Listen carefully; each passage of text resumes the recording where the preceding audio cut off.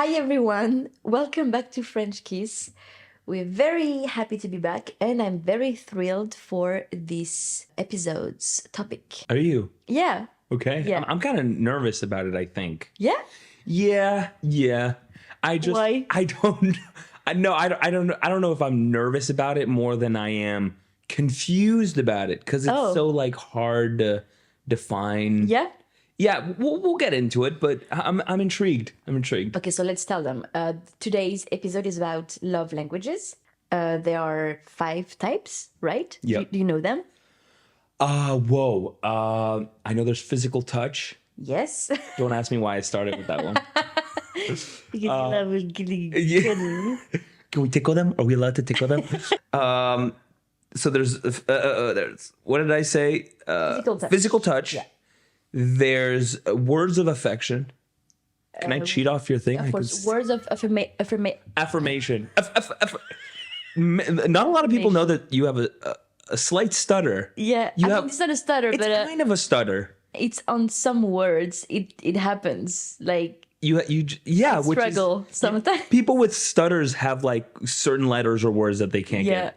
But it's like certain words just like don't come out. Yeah. So it's like It's so weird because my brother has the same, yeah. exactly the same. Anyways, And like as words of affirmation, as in I love you. Yes. But also like I'm proud of you. I'm thinking of you. it depends on the person, I'm assuming. Exactly. Yeah. Like, it's like not- fuck you could be words of affirmation. Funnily enough, it is words of affirmation with one of my friends. It's a French friend. Exactly. And she loves saying fuck you. So as a way of saying I love you, we'll say fuck you to each other. She actually flipped me off during our wedding. Do you remember that? Yes. She went down the aisle and she flipped me off. Yes. And that was her way of saying I love you. Yeah. Anyways. So yeah, words of affirmation come in different I'm assuming all these love languages come in different shapes and Yeah. sizes. Exactly. Yeah.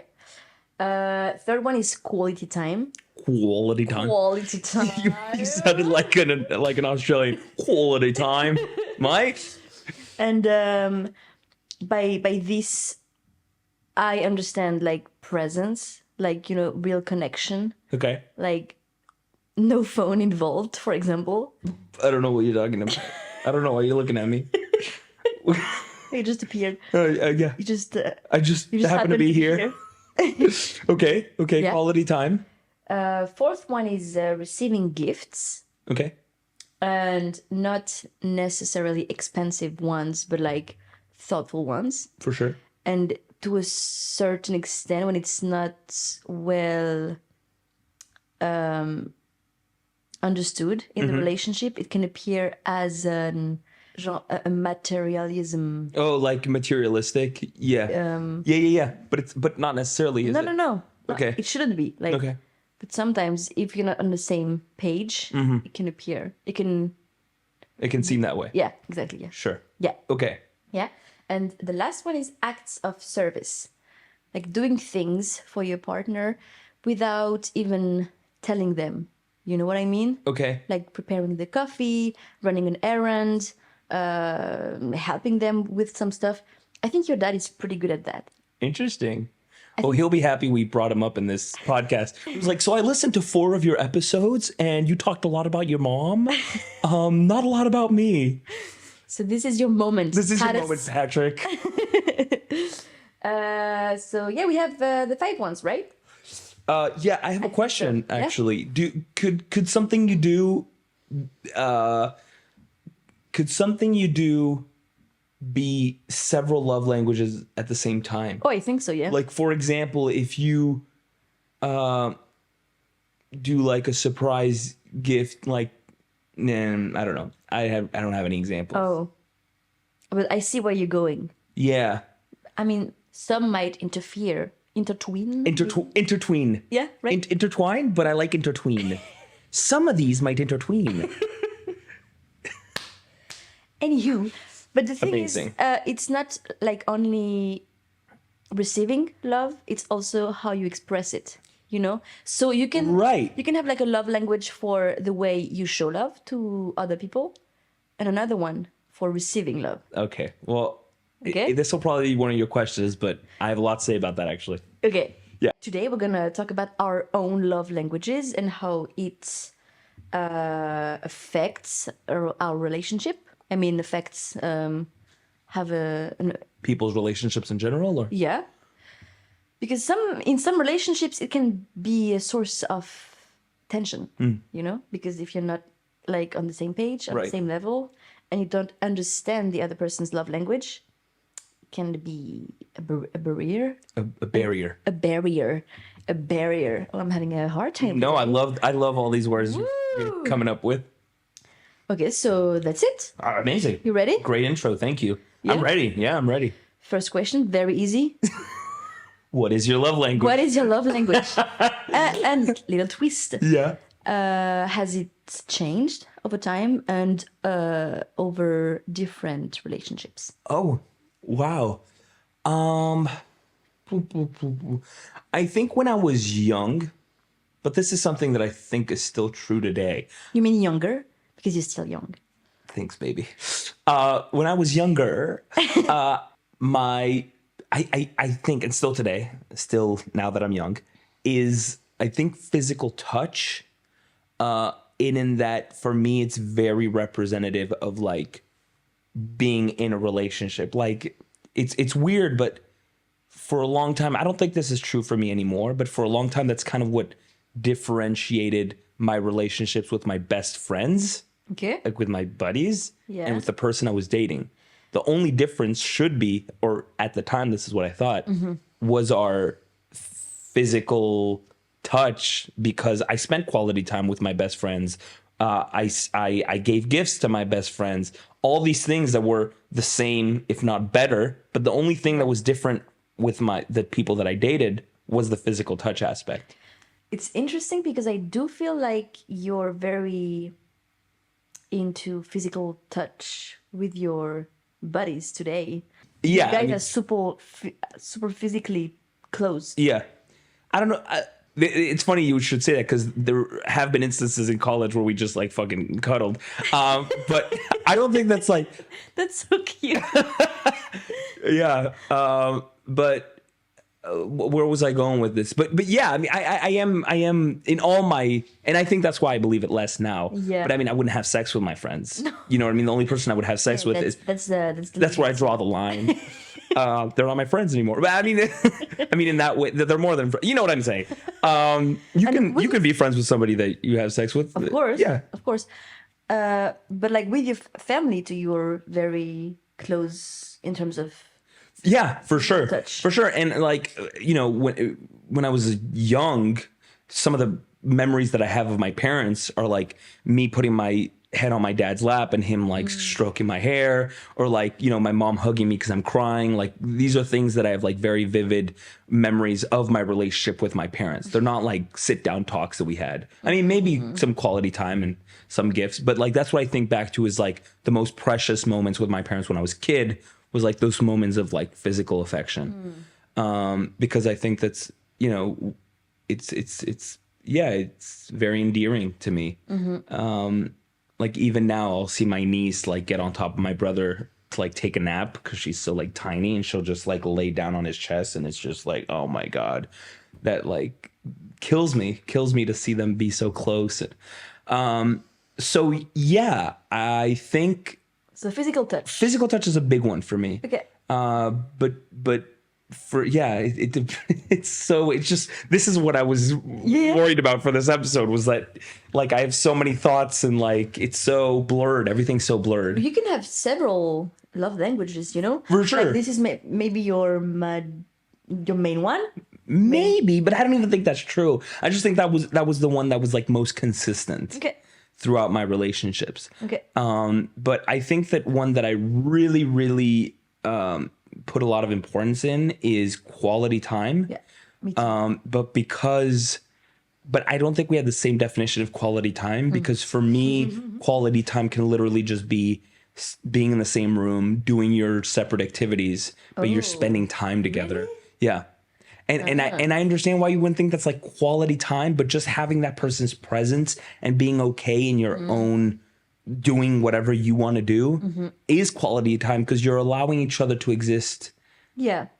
but in the same, I hear you. I think it's an important part of relationships, being able to just be together and be your own self and do your things without interfering. Yeah, that's very important.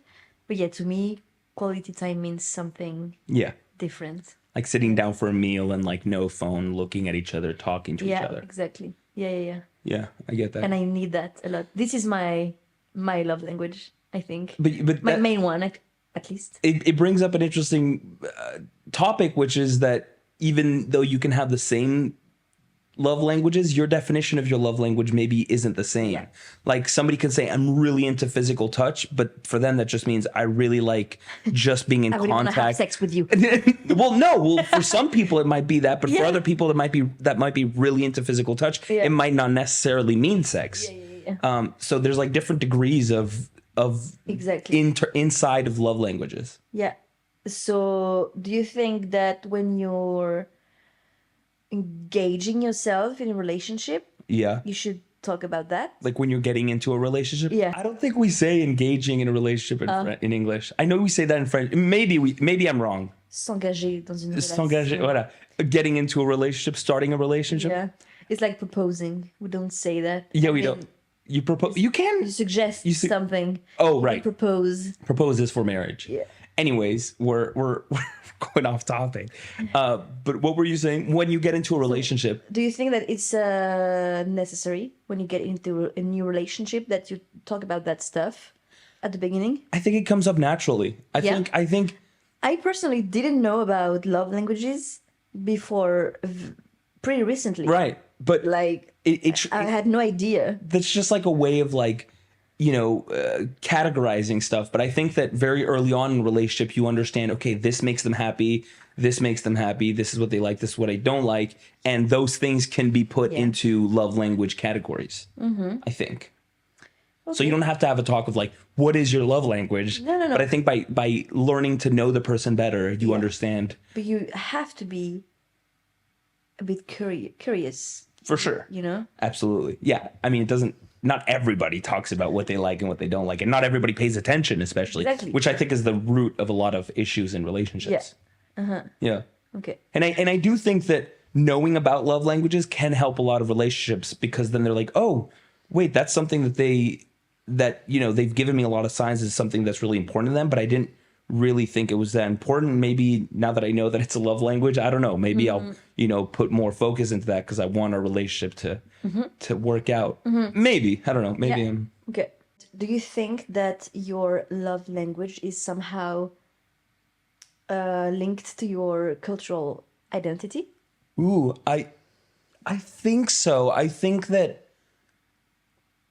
physical touch is very French, actually. Yeah. In the sense that I think that French people are a lot less, in general, the French culture is a lot less, anal is not the word I'm looking for, pudique. Again. Prude. Is a lot less prude than American. Yeah. Americans, a stupid example, mais la bise, for example, you get in people's faces, you kiss them on the cheek when you see them. In the US, you barely, maybe you shake their hands. You hug. No? Not always. Whereas bees, you can do the bees to anybody. Like when I met the president, I gave him the bees. Like it wasn't even a question. You went to the full bees. You think I would bees Manu? For many reasons, but you think I would ever bees Donald Trump? Like, just could you imagine? Many reasons. For many reasons, main one being but but yeah, I mean, I think Germans are very into hugs. Like I remember when I had my my exchange student in high school. Yeah. I went to her city for 2 weeks. Yeah. And when I arrived in her high school and I met all her friends, they were all hugging me. Yeah. I was so confused. Yeah. I was like, what? But yeah, but here's the thing: is that there's a hug and there's a hug, and Americans have a special type of hug, which is you put your butt as far away, or like your pelvis area as far away from the other person's pelvis area as possible, and you just kind of like wrap your arms around in an awkward, like as little amount of contact as possible. And that says a lot, about. That's true. But in the contrary, I feel like Americans are way more à l'aise, comment on dit, comfortable with saying I love you as opposed to French people. Like you say I love you to anyone. Yeah. All the time. And the waiter will call you sweetie. That doesn't happen here. No. Like, but those are two different types of love language. Exactly. But here's the thing.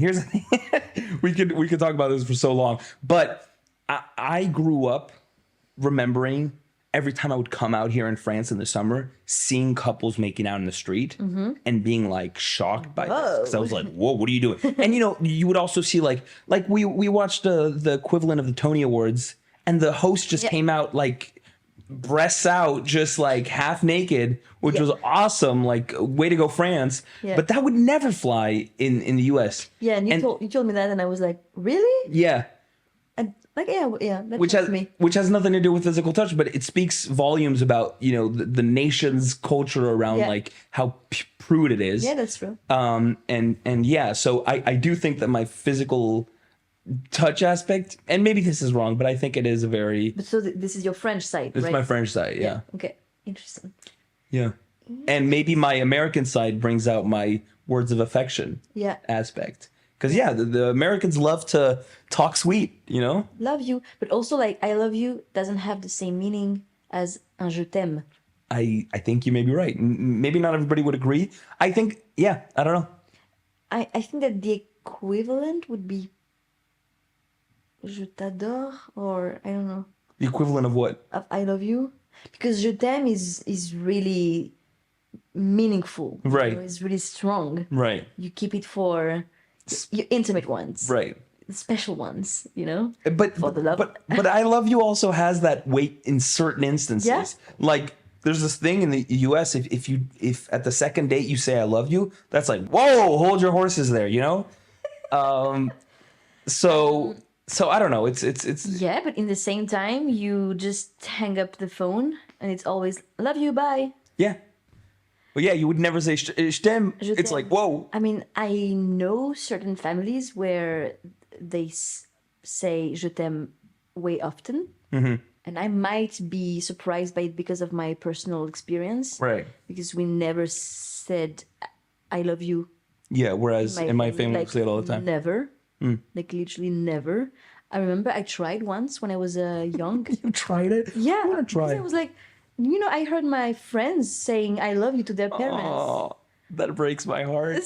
So I remember I tried and it was so awkward. Yeah, that didn't work. It reminds me of that scene in Mean Girls where they like try to kiss at the end, the friends, and they're like, no. Yeah. It's like you're immediately like repulsed by the idea. Yeah. You also have to know there's a huge difference between I love you and love you. Oh. For those who don't know, yeah. Like some people in relationships, when like their boyfriend or girlfriend or whatever will tell them love you, it'll really upset them because they're like, what's wrong? what happened? It's like I just said I love you. Yeah. Okay. Have you ever been with someone whose love language was totally different from yours, and like that caused a problem in the relationship? I think I don't know if completely incompatible. I don't know if I would have dated them. Sometimes you get in over your head, but I do feel like I was in a relationship where they put a lot more importance in certain things, or it was more important for them than it was for me, such as gift giving. I like gift giving, but it really has to. And I think I'm someone who like gives pretty occasionally, wouldn't you say? I would say yes, but you like giving them not on special occasions. Yeah, because people expect them on special occasions. My dad's the same way. He hates. That's great. He hates Christmas gifts because he's like, everybody expects you to give. Everybody gives, and it's more surprising. Right. It's more thoughtful. But I like that. Maybe because of that, I didn't like giving gifts on like normal occasions. like it's nice to receive a birthday gift on your birthday, you know what I mean? And maybe I just like didn't put as much importance. But yeah, they'd get upset. They would get upset when I wouldn't, give them a gift that they thought was thoughtful enough, which is totally fair. And I'm not like I'm not judging for that, but I do think that we were incompatible in that sense. Okay. So yeah. Okay. And I also think that I've been with somebody who's, it's weird to say this, but where physical touch was less important for them. But I think it was just they weren't into having sex as much as I was. It's just it's funny because at the time I thought of it as like, oh crap, like I'm just like some horny hound dog just like wanting to get some. Like I'm trash. I'm just a terrible person. You were a teen also, right? But now that you're asking me this question, it's like, yeah, they weren't into physical touch like I was. It's just a different way of phrasing it. I like this way better. Mm-hmm. So yeah. I've been in those for sure. Okay. You? I might I think I have been in a relationship where I wasn't giving a lot of words of affirmation. That was an issue for my partner because they were like, well, you don't love me. And I think there's a part of me that didn't. So this isn't a different love language problem. This is a you just didn't love them problem. It's a love problem. Oh my God. Okay. But maybe he needed that to feel reassured, but maybe he was right to. Yes, maybe. But I do feel that my only true love relationship is with you, and we never had an issue. You just said something so beautiful, so deep, and my response was, cool, yeah. Only love her, huh?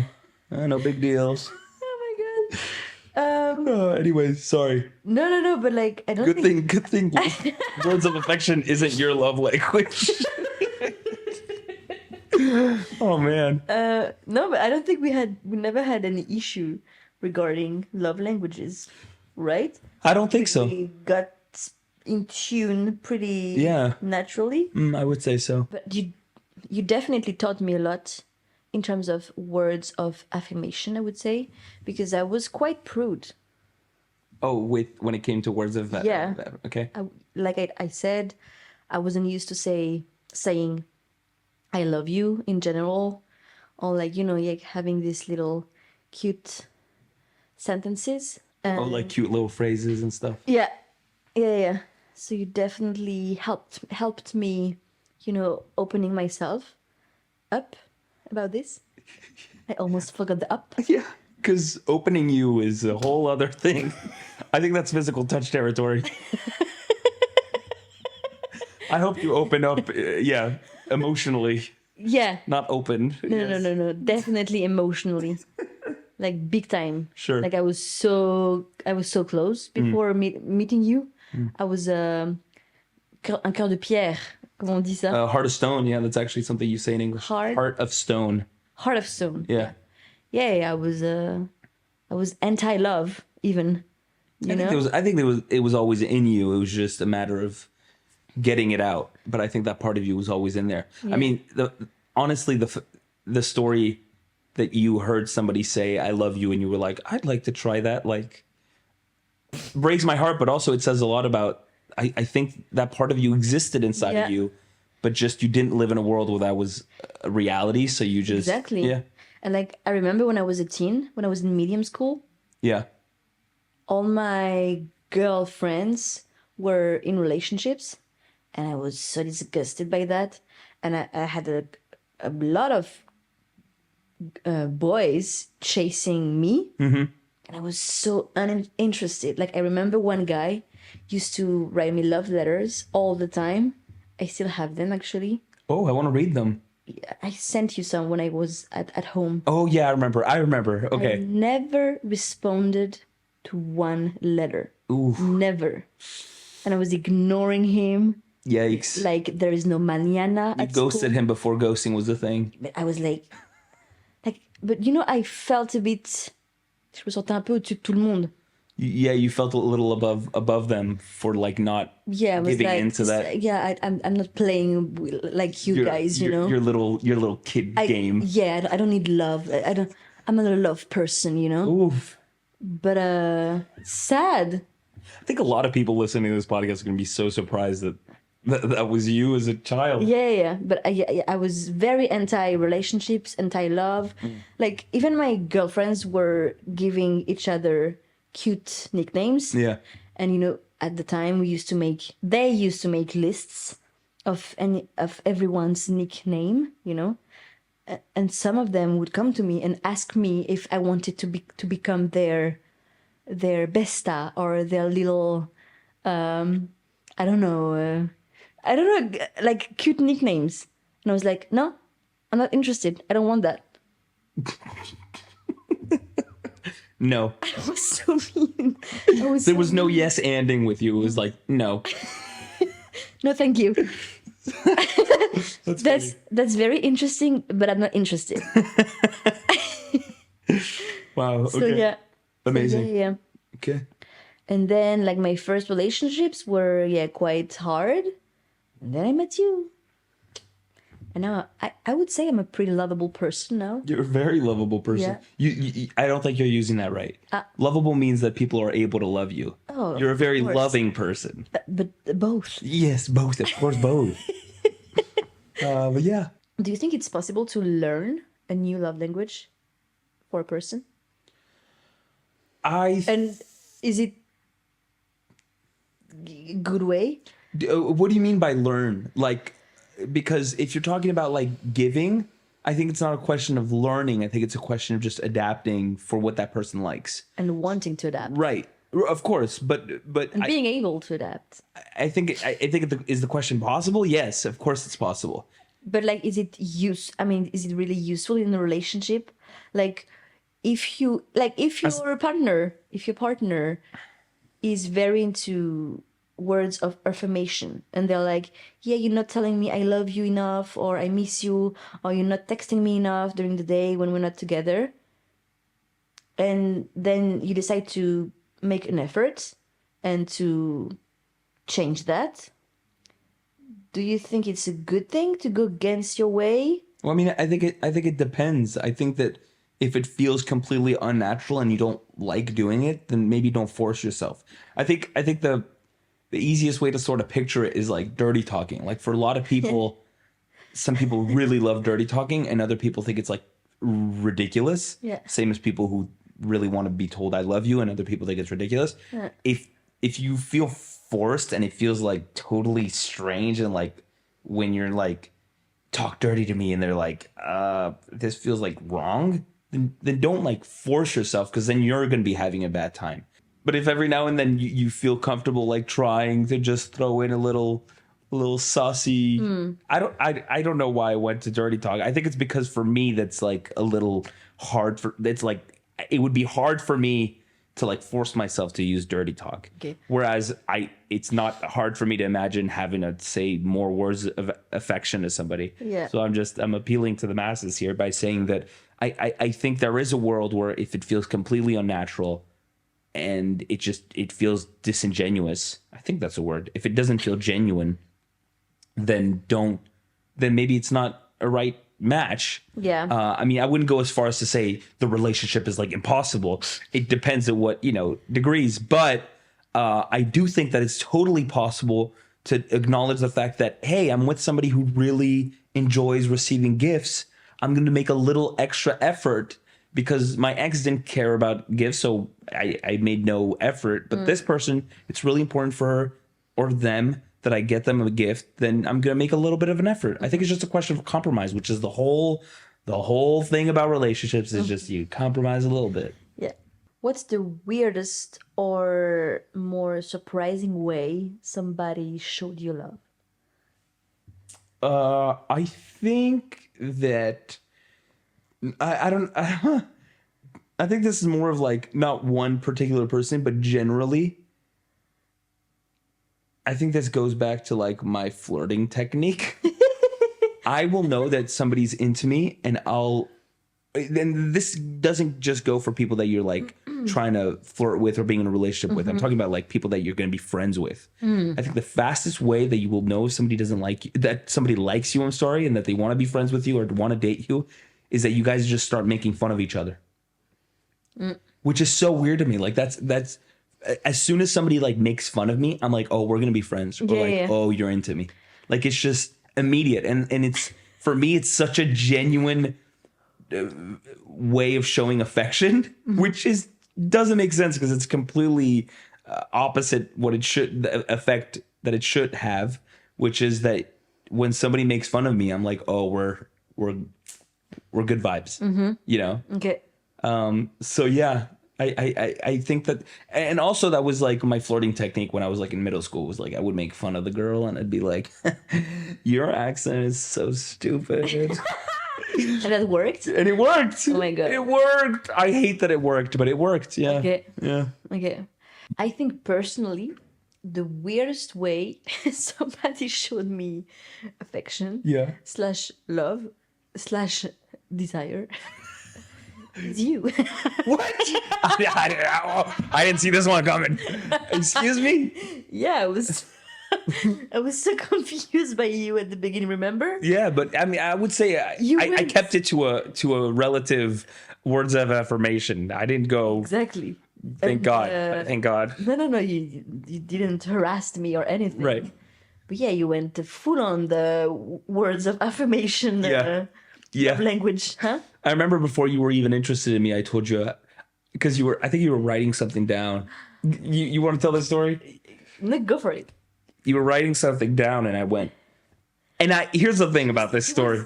Stalking me in the classroom. I wasn't stalking you. I was staring at you. It's not the same thing. Stalking means I followed you home. Staring means I just stared at you. Okay, yeah. I was looking at you, and I was staring. You need to know that this is like genuine, okay? Like it's not like I made this up. It wasn't like I think she's gonna dig me saying this. I was genuinely thinking this. Yeah. But I looked at you, and I was like, I can imagine you riding in our little Parisian apartment. And I was like, who is this guy? What? Yeah. But like, literally, I was just looking at you, and just the idea of you in our apartment writing, I was like, ugh, just really did something. So I felt like I had to share that with you. But that worked. And I mean, with some persistence, you know. Some repetitions. Yeah, it really worked. Like I think there is a part of me that liked it from the beginning. I don't think I would have said stuff like that if I didn't feel like a part of you was like, like most of it was like, oh, but yeah, there was a part of you that was. But like, he would take my phone in class, take a picture of him, put his phone number in my contact list. Repertoire. Yeah. Put his picture, send a message. Isn't that how you get people's phone numbers? You just put your number in their phones and then send yourself a message? Pretty sure that's how you do it. This is how we do it. Yeah, but I mean, look at us. Look at us. Look at us now. Fully pregnant. Cut to. I can imagine you pregnant in our apartment. That would have sounded weird, but I would have been right. Yes. Wow. Good job. Good job. Thanks. GG, comme on dit. Good game. Exactly. All right. To conclude. Yeah. What is the love language you admire the most and the one you hate the most? Admire the most? I think that acts of service and or gift giving, which for me kind of, those two are like the closest in my opinion. Because like getting a gift and giving a gift is an act of service because you have to, right? Wouldn't you agree? Yeah. So, and also like giving a gift is of course a way of showing love, but I do think that you're also doing it for yourself. I don't know if you know what I'm talking about. Right, but you're doing everything for yourself. But I think this is actually the one you're doing the least for yourself. Because like physical touch, it's 50-50. Quality time, it's 50-50. Like all of it is pretty much like you're getting as much as you give most of the time in those activities. But gift giving, of course, you're getting the gratification of like seeing them happy and making them happy. but it's the one where you're literally giving yourself to that person because you're giving them money or time or whatever. Yes, but also you're making them feel seen. If it's a good gift, yes, of course. It's a good gift, and that's a good win. Yeah, but we have a friend who's actually the godmother of our child, who is just, I've never seen anybody so committed to both gift giving and acts of service. Yeah. And oh my God, like every time she like gets us a gift, or every time she tells us of a gift she's gonna get her boyfriend, like I am just who's gonna be the godfather, I am in awe of her because she just goes through so much. Like she plans things out, she takes all the time, she like thinks months in ahead for what she's gonna do, and I'm just like shocked. And I'm amazed by the amount of time she puts and effort she puts in stuff like that. Whereas, you know, sometimes it's even too much. It's like, do I deserve this? Right. You feel bad. You're like, I don't feel like I deserve this. It's like, I don't know how I can give you this back. Right. And she's not doing it for having it in return. But there's a part of me and a part of us that feels, but I don't think she expects. No. I think her love language, like she feels love for us when she does acts of service. Yeah. But I think the reason that those two impress me the most is because of the 5 love languages. I think it's the one that takes the most of like of planning, because you can be spontaneous with all the other ones. You can't really be spontaneous, or not as spontaneous, with giving and acts of service. You can, but for me, it's like quality time. It's like, hey, let's just hang out, or like physical touch. Just like, but here we are. Quality time is hang out, but no, let's do it meaningfully. For sure. You know? Yeah. I and you know what? I think I kind of take that back, because I think you can be spontaneous when it comes to gift giving and acts of service. But yeah, when it's like done really well, it's like, it means that you like really took the time. Whereas you can do physical acts, whereas you can do physical touch and words of affirmation really well in a spontaneous way. Yeah. That's just that. I think that's why it impresses me the most. Yeah. Okay. I think for me, it's the same. It's acts of service, and yeah, a really good example is your dad. Like I saw him often doing things for you guys, but you know, like on his own, right? Silently, you know, without asking for anything in return, secretly. Yeah. And I think I am very bad at this. I mean, it takes me a lot of effort, you know, to do things for others, to take time, energy, to do things for others. Yeah. So maybe that's why I'm so impressed, you know? Maybe. And the one you hate the most? The one that I hate the most, you know what? I think, because it's not the same thing. The one that I admire the most can also be the one that I hate the most. Yes. And I think it's gift giving, just because, I mean, when a gift is done well, it can be great. But I think that what you said in the beginning kind of rings true for me, which is that a big part of me sometimes feel like it's a little materialistic, although a gift cannot be materialistic. Yeah. But I think if I had to choose one to get rid of, it would probably be that one. Yeah. Even though I love giving and receiving gifts, I think it's the one that I like the least. Yeah. But there's a thing I say a lot. It's that it takes €0 to gift someone. Yeah. You know, To make a great gift. A poem, you can paint something, you can sing a song. Yeah. I mean, it's a gift. No, for sure. So I think hate is the wrong word, because there's none of them that I hate. They're all acts of love and love languages. But if I had to get rid of one, let's say, it would be gifts. I think for me it's the same. Amazing. Yeah. So that's it. That was your last question? Yeah. You know what? I had a much better time than I thought I would. Of course. But just it's all about love. Yeah, but I was nervous. I thought I would like fumble around and like not know what to say. But those were good questions. Yeah. Thank you. My pleasure. Thank you so much, Loic, for your great answers. Thanks for your words of affirmation there. Oh. Really appreciate it. Makes me feel real nice. Real smooth. Real smooth. Yeah. And thank you guys for listening. We are curious about what your love languages are. So feel free to share with us and come back next week for another episode of French kiss.